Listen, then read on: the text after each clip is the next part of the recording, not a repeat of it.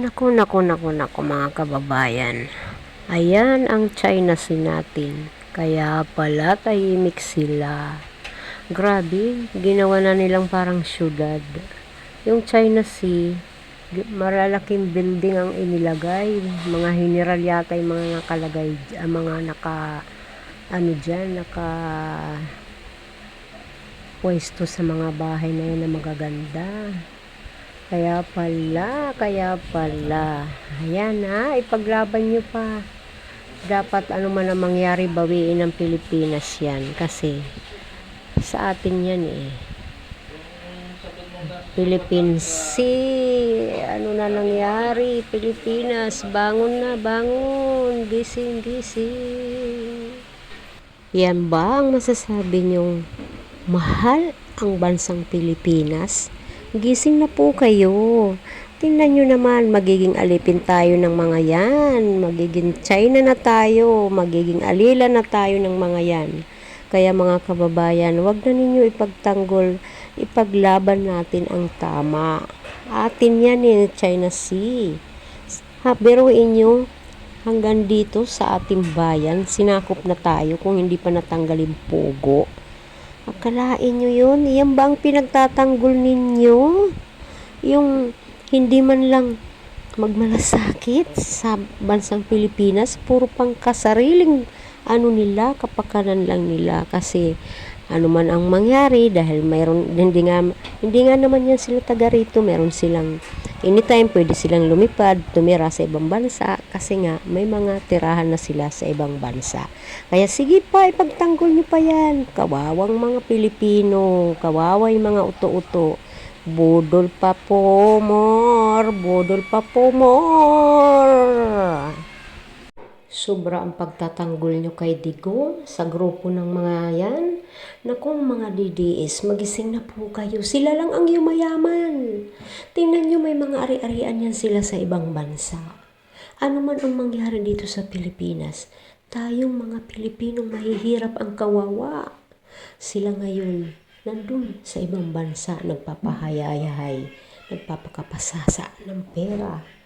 Kaya naku, magising na po kayo.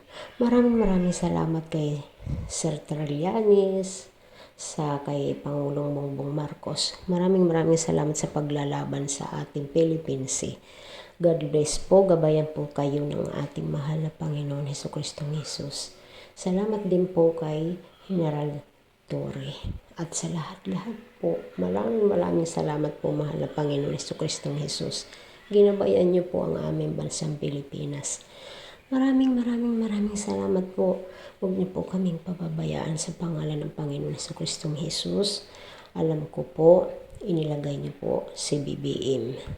Alam ko po, mahal na mahal niyo ang aming Pangulong si BBM. Siya lamang po yung tunay na nagmamalasakit dito sa bansang Pilipinas.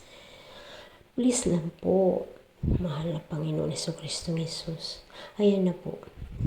Nakikita na po namin ang inyong gabay sa aming bansang Pilipinas.